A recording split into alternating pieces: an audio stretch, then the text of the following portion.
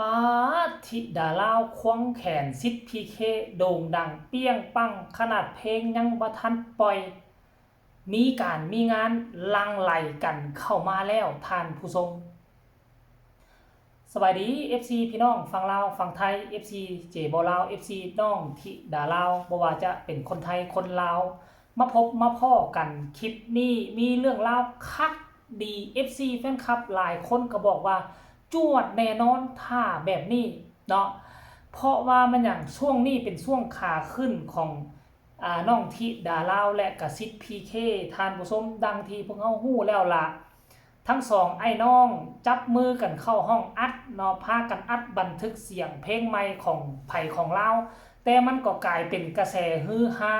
เนาะด้วยความว่ามีเพลงของน้องธิดาลาวมาดึงเพลงของซิทธิ์พีเคขึ้นคำสอนของพอมันก็เลยเห็นให้บ้านศรีวิไลมีชื่อเสียงโด่งดังเปี้ยงปั้งขึ้นตืมแล้วก็มีเจ้าภาพเจ้าการเจ้างานสนใจอยากจะดึงซองไอ้น้องนี่ไปขึ้นเวทีไปขึ้นคอนเสิร์ตอยู่ที่งานของตนเองท่านผู้ชม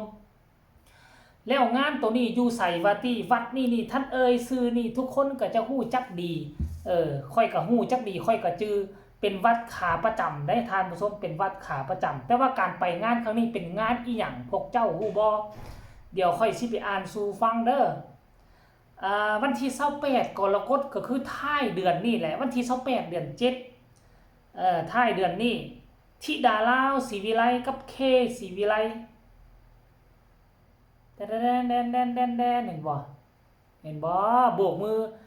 บายบายอยู่นี่น่ะเบาเคศรีวิไลร่วมกับผู้สาวอยู่ทั้งหลังเอ้ยหลายแท้สร้างเฮ็ดนะพ่อผู้ศรีวิไลเนาะนี่ปลายเดือนนี้ว่าซั่นปลายเดือนภาษาลาวก็ว่าปลายเดือนเนาะบ่มีหันลิ้นปลายเดือนนี่ไปบุญแห่เทียนวัดพระธาตุหนองบัวจังหวัดอุบลราชธานีวัดนี้นะว่าตามซื้อเป็นขาประจำของบ้านศรีวิไลไปแล้วเดี๋ยวนี้นะไปนี่ย่ำใดมาไล่แตกฟื้นได้ทานผู้ชมแล้วก็บัดนี้งานแห่เทียนนี่นะน่าจะเป็นแห่เทียนพรรษาเนาะไทยเดี๋ยวนี้เป็นแห่เทียนพรรษาแล้วบัดนี้แห่เทียนพรรษาเนี่ยเขาเจ้าต้องแห่ตอนเว้นเนาะที่ดาราจะได้ขึ้นตอนเว้นบ่หรือว่ามีกิจกรรมตอนภาคกลางคืนนำอันนี้ค่อยบ่แน่ใจเด้ออยู่ทางฝั่งลาวนี่มีบ่แห่เทียนพรรษานี่บ่มีได้ทุกคนมีแต่แห่พระศาสตร์เพิ่งคันว่าแห่เทียนพรรษานี่บ่มีแล้วก็ถามว่ามีพิธีกรรมมันไปถวายเทียนพรรษาบ่มีพิธีกรรมถวายเทียนพรรษานี่ฮอดก่อนสิฮอดเข้าพรรษาน่ะผู้ที่เพิ่นเอามีอยู่มีกินผู้ที่เพิ่นเริ่มใส่อ่ามีจิตใจเริ่มใส่ศรัทธาพุทธศาสนาเพิ่นก็ซื้อต้นเทียนบ่ว่าจะต้นซ้ำนี่ซ้ำนี่ซ้ำนี่ซ้ำนี่ซ้ำนี่ก็มีเขาเจ้าก็ซื้อไปถวายให้แก่วัดที่ตนเองเคารพนับถือวัดที่มีพระอาจารย์คนที่ฮู้จักเพิ่นก็ซื้อไปแล้วก็แก้ใช้รถไปถวายให้แล้วก็แล้วเด้บ่มีการที่เฮ็ดแห่เทียนพรรษาแห่คือแห่บุญบั้งไฟนี่อยู่ทางฝั่งลาวนี่อยู่ทางฝั่งบ้านข่อยนี่บ่มีแต่บ่ฮู้ว่าอยู่ทางใต้มีบ่เขตภาคกลางภาคใต้มีบ่ประเพณีทั้งภาคเหนือนี่บ่มีแห่เทียนพรรษาเด้อบ่มีแต่แห่พระศาสตร์เพิ่งตอนออกพรรษางานบุญธาตุหลวงนะเอาเพิ่งนี่มาติดต่อกันเป็นภาษาสแล้วก็แห่กันเนี่ยท่านผู้ชมมันเป็นลักษณะแบบนี้นะเนาะหลังจากนั้น FC แฟนคลับว่าจังไดพวกเจ้าฮู้บ่หลายคนก็คงคอยแล้วของการขึ้นเวทีของน้องธิดาลาวช่วงนี้ก็ช่วงปิดฤดูกาลเด้หลายคนก็รอท่าว่าโอ้ยสิมีการมีงานนำหมู่บ่เนาะสิเป็นคือเอ้ยอายบ่เนาะเอ้ยอายนี่ปิดฤดูกาลซ้ำบ่ปิดได้การงานลังไหลกันเข้ามาเทมาได้เอ้ยอายก็ได้แต่ว่าน้องสาวธิดาลาวนี่เวทีก็บ่มีวงที่สังกัดก็บ่มีเพราะฉะนั้นแล้วไผเนาะสิมาอีดูสงสารลูกสาวธิดาลาวก็ได้หลายคนก็จังซี่ได้คิดแบบนี้แหละแต่ว่าเอาละท่านผู้ชมสิ่งที่พวกเฮาคองคอยรอท่าในที่สุดมันก็มาแล้วแต่ว่าวัดนี่ส่วนใหญ่แล้วเป็นเวทีของหมอลำซิ่งบ่เป็นเวทีวงใหญ่เพราะช่วงนี้ปิดฤดูกาลเนาะก็อาจจะเป็นเวทีของหมอลำซิ่งธรรมดาแหละเวทีอีหยังก็อย่าขอเพียงแต่ให้มันเป็นการเป็นงานขอเพียงแต่ให้มันมีบอนให้น้องธิดาลาวขึ้นห้องเพลงคันกรณีว่าศิลปินมีเพลงเป็นของตนเองแต่ว่า บ่มีเวทีให้ขึ้นห้องนี่ห่วยจักหน่อยกระแสก็สิหายไปเงียบไปได้ทุกมื้อนี้บางคนบ่มีเพลงเป็นของตนเองแต่ว่ามีการจ้างงานเวทีขึ้นตลอดได้ขึ้นเวทีใหญ่ตลอดเคยเห็นมาหลายคนแล้วได้ท่านผู้ชมเอ้ยเพราะฉะนั้นน้องที่ละลาวมีเพลงของตนเองขนาดนี้แล้วก็ได้แต่หวังว่าเนาะ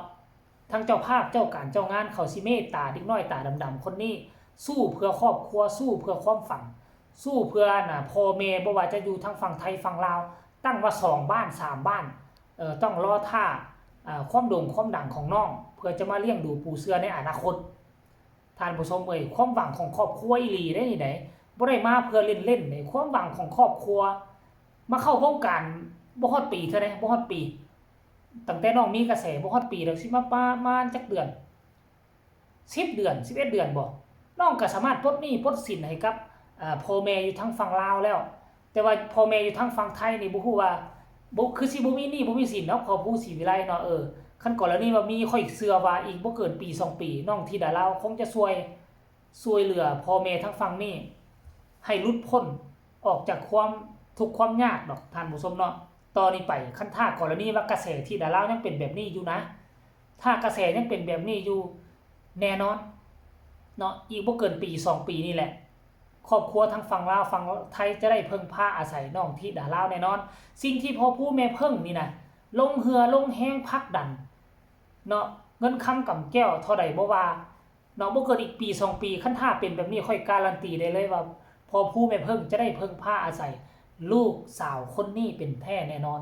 เดี๋ยวขอไปฟังคำคิดคำเห็นเบิ่ง FC แฟนคลับพอผู้หากะปล่อยออกมาใน41นาทีนี่ได้หากะโพสต์41นาทีนี่คุณลุงจากหาดใหญ่โอ้ก่อนหมู่เลยสุดยอดเลยครับว่าซั่นเด้ยอดเยี่ยมว่าซั่นเด้ต่อมาก็คอมเมนต์นี้บอกว่าสุดยอดค่ะต่อมากับแฟนคลับท่านนี้ว่าปังมากว่าซั่นเด้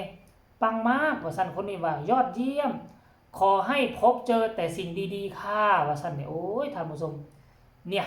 คอมเมนต์ก็มีแต่6-7คอมเมนต์เพราะว่าพอผู้หาก็โพสต์ลงไปเนาะก็หวังว่าวันที่28นี่ FC แฟนคลับก็คงจะบ่ลืมบ้านศรีวิไล FC แฟนคลับก็คงจะบ่เฮ็ดให้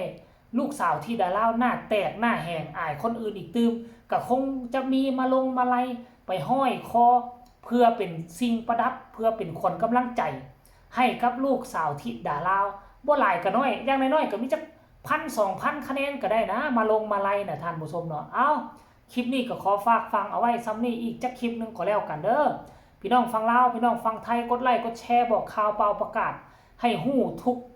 ทั่วหน้าก็แล้วกัน FC แฟนคลับที่ดาลาวไผมีคำคิดคำเห็นก็ส่งข่าวมาได้ทางใต้คอมเมนต์สำหรับคลิปนี้ลาทานผู้ชมไปช่วงสายๆบ่ายๆสบายดี